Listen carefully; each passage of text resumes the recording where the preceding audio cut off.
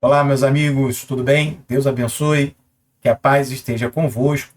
Vou tratar hoje de um tema, na verdade, são duas situações que para mim é a mesma coisa: empreendedorismo bíblico e liderança.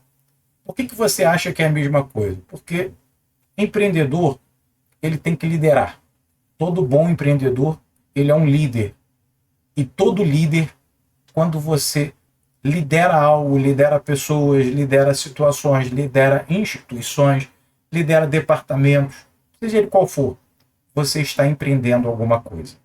Então, quando a gente pega a palavra empreendedorismo, num sentido mais amplo, não só o que se aplica hoje, empreendedorismo no mundo dos negócios, business, gestão de empresa e etc. Quando você pega o sentido amplo da palavra, ele vai de você fazer uma empreitada muito grande. Empreender é realizar algo, se propor a realizar alguma coisa. E para alguém fazer isso com êxito, precisa ser um líder, precisa ter os princípios fundamentais da liderança. Então, por isso que o empreendedor, ele também é um líder e todo líder provavelmente está empreendendo alguma coisa. Você quer ver um exemplo? As mães. As mães, para mim, são as maiores empreendedoras na área de educação. Elas fazem com muito mais importância, com muito mais resultado, um resultado maior e melhor na área de educação dos seus filhos. Obviamente que a gente não está falando que as mães abrem escolas, fundam universidades, nada disso.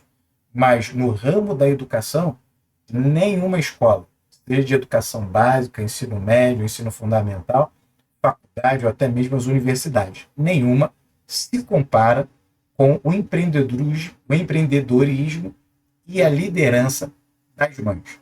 Então, para mim, o empreendedor é um líder e todo líder acaba empreendendo em algum momento da sua vida, ainda que não faça empreendimento de negócio, de empresa, não seja um empreendedor empresarial, vamos chamar assim.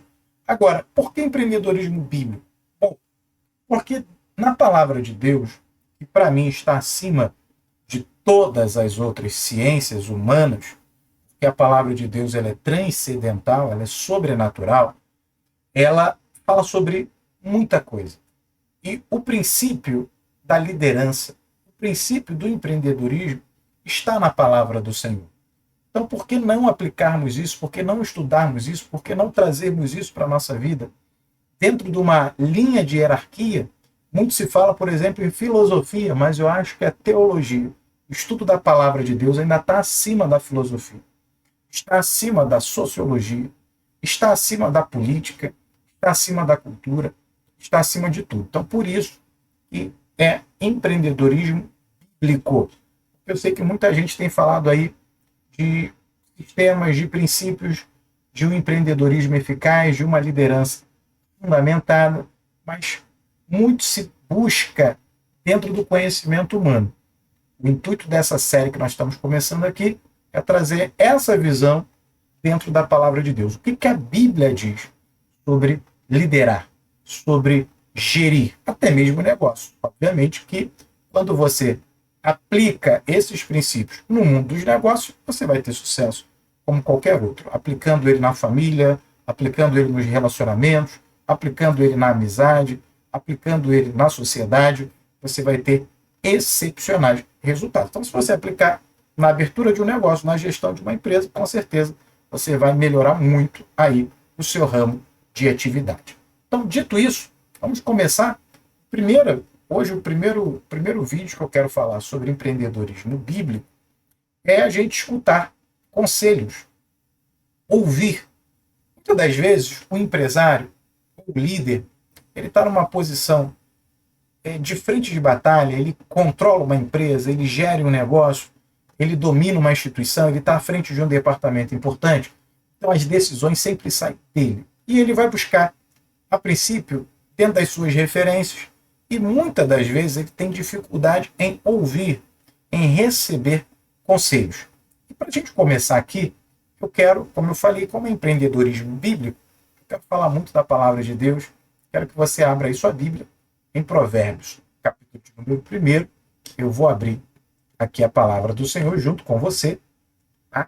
Vamos começar a ler aqui, ó, Provérbios de Salomão, filho de Davi, rei de Israel, para se conhecer a sabedoria e a instrução, para se estenderem as palavras da prudência, para se receber a instrução do entendimento, a justiça, o juízo e a equidade, para dar aos simples a prudência e aos moços conhecimento e bom siso. O sábio ouvirá e crescerá em conhecimento.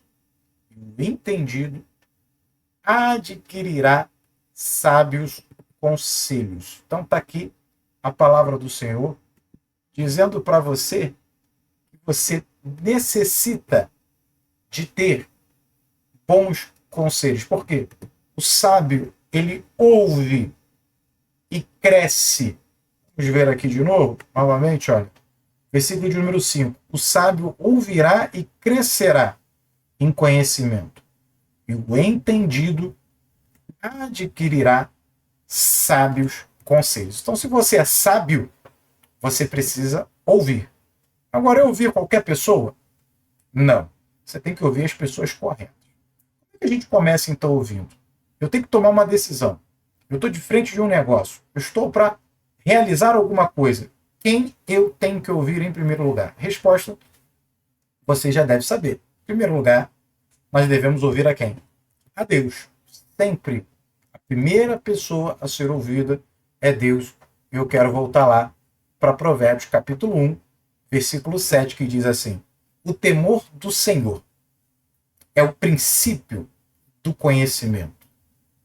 Os loucos desprezam a sabedoria e a instrução. Então, quem é sábio, ele teme a Deus. E temer não é ter medo de Deus. Não é achar que Deus é um ditador, Deus é um tirano que vai destruir a sua vida. Não. Temer a Deus é respeitá-lo, ouvi-lo, receber os seus conselhos, praticar os seus mandamentos. Então, a primeira coisa que a gente ouve é Deus. Obviamente que numa situação de urgência, você vai tomar uma decisão, mas quando você já está ouvindo Deus a todo momento, quando você pratica a sua espiritualidade, então é muito comum a gente ter pessoas que têm um vazio existencial, têm um vazio na sua vida e acabam tomando decisões erradas, apesar de ter toda uma bagagem profissional, apesar de ter uma experiência de vida, mas nada disso, apesar de ser importante, substitui o conselho de Deus. Deus é superior a todos nós. Deus está lá no céu, nós estamos aqui na terra. O Senhor, ele é poderoso. Se a gente não ouvir, se a gente não tiver esse contato com Deus, as nossas decisões, nossos acertos são limitados à nossa competência. Quando a gente ouve o Senhor, quando a gente anda com Deus, quando a gente pratica o que Deus nos ensina, todas as áreas da nossa vida, e aí trazendo aqui, voltado para o mundo dos negócios, por exemplo, apesar de que a gente não se limita somente a empresas, ao ramo empresarial, mas você, quando você vai aplicar o que Deus te ensina, o que Deus fala para você, você vai além. Por isso que tem líderes extraordinários, gestores, né, que ultrapassam todas as expectativas de forma positiva, que ele está usando a sua capacidade, ele está se aperfeiçoando a cada dia, ele está buscando uma capacitação humana, mas ele se vale de um trunfo que poucos têm. Ele se vale ali do contato com o Altíssimo. Número 2. Quem mais eu devo ouvir? Bom, você deve ouvir também a sua família, principalmente os seus pais. Vamos voltar para a palavra do Senhor, Provérbios, capítulo 1, versículo de número 8. Filho meu, ouve a instrução do teu pai e não deixes o ensinamento de sua mãe. Então, a segunda pessoa que você deve ouvir é quem? São os seus pais. A família.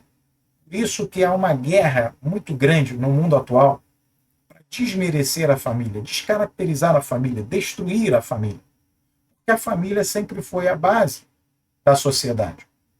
O homem com a sua esposa, seus filhos, a esposa com seu marido e seus filhos, Os filhos com os seus pais alinhados, alicerçados, nutridos, estáveis. Isso dá a qualquer um uma condição, uma capacidade muito maior de gerir crises, de tomar decisões difíceis, de ir além, de pensar além, acima, né? Pensar fora da caixinha, como as pessoas dizem hoje. Então, quando você consegue suportar a pressão, quando você consegue ter uma criatividade acima da média, quando você consegue tomar decisões difíceis, muito provavelmente você tem uma base muito forte. E essa base, além de Deus, vem também da família. Seus pais, eles podem não ter a mesma profissão que você tem. Eles podem não exercer, podem não ter tido a experiência de exercer a mesma liderança que você está exercendo. Mas eles são pessoas que conhecem você melhor do que qualquer outra pessoa. E quando eles falam, eles trazem a experiência deles de vida, atrelado ao conhecimento que eles têm, principalmente interno, interpessoal de você. Conhece as suas emoções, conhece a sua forma de enxergar a vida, conhece os seus gostos, conhece os seus hábitos. Então, muitas das vezes, o pai e a mãe ele não vai dar um conselho baseado na sua experiência própria apenas, ou no seu conhecimento intelectual, no seu conhecimento profissional. Mas ele vai dar uma palavra, um conselho para você, baseado no que ele conhece de você mesmo. Porque, às vezes, nós que estamos numa situação de liderança, nós que estamos numa situação de gerir um negócio, de levar à frente uma instituição, você está tão atribulado, está tão atordoado pelas decisões difíceis que você tem que tomar, por acontecimentos, às vezes, que fogem ao nosso controle. É uma crise financeira, é uma crise emocional, é um problema que surgiu sem você esperar, sem você estar preparado para aquilo, que você não consegue pensar e não consegue enxergar dentro de você mesmo que já se possui ferramentas para lidar com aquilo. Então, os pais que querem sempre o nosso bem, eles estão de fora, estão olhando, observando e sabem o nosso potencial. Sabem que nós temos condições de lidar com aquilo. Então, por isso que eles vão trazer para nós um olhar muito mais de referência do que aquele que nós temos, muito em virtude dos problemas que estamos passando naquele momento. Então, segunda pessoa que você deve ouvir sempre é a sua família, principalmente seu pai e sua mãe. Agora, 3, vamos lá. Quem eu não devo ouvir? Quem eu não devo ouvir? Bom, o próprio livro de Provérbios, ele vai nos ensinar isso. Vamos voltar lá para o texto? Provérbios 1, versículo de número 10. Filho meu, se os pecadores procuram te atrair com agrados, não aceite. Então, os pecadores, eu não devo aceitar conselho. Aquelas pessoas que não têm o mesmo princípio que eu. Aquelas pessoas que não têm a mesma forma de enxergar a vida. Aquela pessoa que não defende os mesmos valores. Você não deve ouvir. E aí vem a pergunta seguinte. Olha, mas eu vou perder uma grande oportunidade de negócio? Olha que interessante. Sempre, no mundo dos negócios, sempre, quando você está numa posição de destaque, na sua empresa, na sua casa, na vida, sempre aparece oportunidade. Agora, uma pergunta que nós temos que ter uma atenção muito grande, é se essas oportunidades são boas oportunidades. Porque muitas das vezes podemos estar enganados. Não é incomum surgirem propostas que, na verdade, são bombas, né? São situações alheias, são coisas que não somam de forma alguma com a nossa vida. E a Bíblia, olha que interessante, por isso que estudar a palavra de Deus é essencial. Você deve estudar também filosofia, sociologia, cultura, ciência, matemática, medicina, estude tudo, poesia, literatura, tudo que você puder, estude. Mas nunca deixe o que você não pode deixar de estudar a palavra de Deus, porque isso aqui também está nesse próprio texto. Vamos ver o versículo de número 14. Você vai acompanhar comigo aqui. Olha, o que está escrito lá? Olha. Se disserem, vou ler o versículo 11 primeiro, para a gente entender aqui o contexto. Vem conosco a tocaia de sangue e busquemos o inocente sem motivo. Versículo 13. Acharemos toda sorte de bens preciosos. Encheremos as nossas casas de despojo. Agora, olha o versículo 14. Lança a tua sorte conosco. Teremos todos uma só bolsa. O que ele quer dizer aqui? Que existem propostas que os pecadores, eles vão dizer assim para a gente, os ímpios, né, aqueles que são contrários ao nosso princípio, eles chegam com uma ideia mirabolante, um plano de negócios, um plano de investimento que vai dar certo, você vai ganhar muito dinheiro, você vai explodir. Sempre a história é muito boa. Veja, que ele falou aqui, ó, vamos nos unir, vamos fazer aqui, vamos atacar, né, e vamos pegar os despojos, vamos ganhar muito, e vamos todos ter uma só bolsa, ou seja, tudo vai ser nosso, é tudo em comum, nós vamos ganhar, você vai ganhar. Mas cuidado, e essa proposta pode parecer excepcional, mas na verdade é um engano. Muitas das vezes, esses caminhos, como a Bíblia também nos ensina, que parece-nos que é direito, é um caminho de morte, é um caminho de destruição, é um caminho ruim. Então você precisa avaliar. Agora, então, eu só vou ficar preso a Deus, em primeiro lugar, a minha família? Não. Você deve ter conselheiros fora dessa base também. É um tripé. É Deus em primeiro lugar, a família em segundo lugar, e você deve ter pessoas de referência para te auxiliar nas decisões do dia a dia. E um detalhe, essa pessoa de referência, se você puder ter mais de uma, melhor ainda. Vamos aqui para o livro de Provérbios, só que agora eu quero que você abra no capítulo de número 24 e no versículo de número 6. Eu não quero ficar só aqui no capítulo 1, não. Vamos para Provérbios 24, 6. Já está aqui na tela para a gente. Olha, com conselhos prudentes, tu farás a guerra.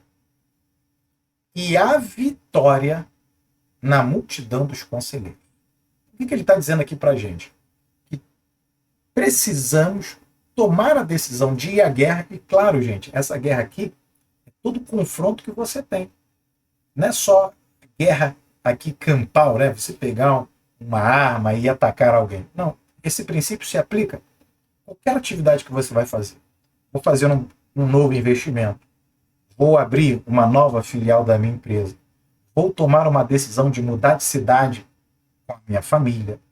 Vou tomar a decisão de abrir um negócio. Vou tomar a decisão de me relacionar com uma pessoa. Então, isso abre um leque muito grande aqui. Mas o que ele diz? Com conselhos prudentes, tu farás a guerra. O que significa isso?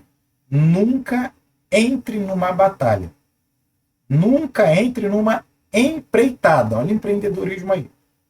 Sem que você tenha conselhos prudentes. Sem que você tenha uma direção, um foco de Deus, da sua família e de conselheiros. E segundo, olha o que ele diz. Vamos voltar aqui para o texto. A vitória na multidão dos conselheiros. Então, a êxito, a vitória, existem ganhos, A com H aqui, ou seja, de existir a vitória, a êxito. Você consegue bênçãos, você consegue realizações quando você tem várias pessoas de referência. Eu sei que é difícil, ter uma pessoa já é difícil, imagine várias. Mas você precisa disso. Procure. Não fique só em um, porque aquela pessoa pode falhar. Como ser humano, um conselheiro só que falha às vezes. Você não deve se guiar por tudo. Você deve avaliar o que as pessoas falam para você. Fazer o seu filtro de acordo com o quê? Com Deus. Em primeiro lugar. Esse nunca falha. Agora, até a sua família às vezes pode errar. Então, quanto mais conselheiros prudentes você tiver, melhor. E aí, para a gente encerrar, eu quero te dar um exemplo na palavra de Deus, de alguém que não ouviu Deus, de alguém que não seguiu a sua família, de alguém que não seguiu conselheiros prudentes, mas seguiu os ímpios. Falamos de 4 coisas aqui. 4. E acabou se dando mal. Então, olha como é que é interessante. Vamos para o primeiro livro de Reis. Tá? Abra a sua Bíblia aí também. Primeiro livro de Reis. Eu quero compartilhar com você no capítulo de número 12. Tá? Vamos ler. Primeiro livro de Reis 12. Foi Roboão para Siquém. Quem era Roboão? Era o filho de Salomão. Salomão foi um dos maiores reis de Israel. Sábio, quem dera ser filho de Salomão, né? Um homem muito sábio.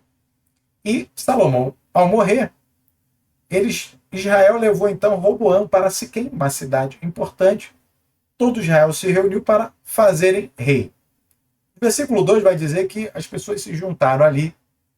Versículo 2, versículo 13, a gente vai pular um pouquinho, para a gente ganhar aqui tempo. E eles disseram, aquela congregação israelita, que as principais lideranças de Israel, estavam ali e disseram uma palavra para Roboão. Olha, teu pai agravou o nosso jugo. O que é isso? Salomão ele fez inúmeras construções, fez inúmeras edificações, inclusive o templo de Salomão é muito citado até hoje. E com isso ele aumentou o jugo, ou seja, aumentou os impostos aqui. Jugo não está relacionado a imposto, mas aqui no contexto está porque a gente conhece a história da palavra de Deus. Depois você estuda mais um pouquinho, você vai ver que Salomão ele aumentou bastante os impostos do povo, e aqui eles estavam reclamando isso. Né? Nada diferente dos dias atuais. Se você vê alguma semelhança, é mera coincidência. Tá? Então as coisas começaram a aumentar ali. O imposto, né? A taxação, a tributação começou a aumentar. O povo estava reclamando. E aí, eles disseram para Roboão, alivia a dura servidão de teu pai, o pesado jugo que nos impôs, e nós te serviremos. Então aqui é claro, o que o povo queria? Reduz o fardo de cobrança. Reduz a cobrança de imposto. Reduz a tributação e nós vamos te servir. Nós queremos ser teu servo, queremos servir você com alegria. O que o Roboão disse? Ele pediu um tempo. Aqui ele agiu sabiamente. Olha, me dá um tempo para pensar. E naquele tempo ele foi se aconselhar. Vamos notar? Vamos verificar. 1 Reis 12, versículo 5. E ele lhes disse, ide-vos até o terceiro dia, e voltai a mim, e o povo se foi. E aí, Roboão ele foi se aconselhar com quem? Olha aqui o versículo de número 6. Ele se aconselhou com os anciãos, tá? E depois, olha aqui o versículo 9. Porém, ele deixou o conselho dos anciãos e teve conselho com os jovens. Então, Roboão, ele vai buscar o conselho dos anciões, ele vai buscar o conselho dos jovens. Então, perceba que ele poderia ter buscado o conselho de Deus, não buscou. Ele poderia, em segundo lugar, ter seguido os conselhos do seu pai, que tinha deixado inúmeros livros, textos, ele tinha convivido com o seu pai, sabia como seu pai agiria, apesar do seu pai ter deixado uma carga pesada no povo, mas ele poderia agir diferente, baseando inclusive no testemunho de vida do seu pai, tá? Não ouviu a família. E agora ele vai ter uma separação entre conselheiros prudentes, que são os anciãos, e conselheiros imprudentes, que são os jovens que foram criados com ele. Qual foi a decisão de Roboão? Você deve conhecer essa passagem, mas vamos lá. Vamos continuar aqui conhecendo. Porém, eles falaram, versículo 7, e aqui esse versículo está falando dos anciões, tá? Se hoje forem servos desse povo. Então, o que eles disseram para Roboão? Olha, se você se colocar como servo e o servir, ou seja, sirva ao povo. E quando você responder, falar boas palavras, todos os dias eles serão teus servos. Então, esse foi o primeiro conselho que os anciãos deixaram para Roboão. Disseram para ele, olha, seja servo. Inclusive, olha que coincidência, curiosidade. A palavra servidor vem de servo, de servir. Então, quando a gente fala aí dos servidores públicos, esse foi o conselho dos anciãos. Porque o princípio original de ser um servidor público, e, gente, deputado é servidor público, estadual, federal, vereador é servidor público, prefeito é servidor público, governador é servidor público, senador é servidor público, presidente da República é servidor público, ministro de Estado é servidor público, ministro da Justiça é servidor público, ministro do Judiciário, STF, STJ, TSE, TST, TRT, são servidores públicos. A Justiça, todos são servidores públicos. Então esse é o princípio. Seja um servo. Ainda que hoje também, em alguns casos, a gente observa que esse princípio foi desvirtuado. Os servidores, muitas das vezes, se acham acima do povo, da população, querem ser servidos, ao invés de servirem, mas o verdadeiro servidor público, aquela pessoa que faz um concurso público, é para servir a população. Então, olha como é que os anciões estão dando um ótimo conselho para eles. Mas você acha que Roboão, ele foi no conselho? Não. Ele foi no conselho dos jovens. Vamos continuar lendo aqui. Olha o versículo de número 8. 1 Reis 12, 8.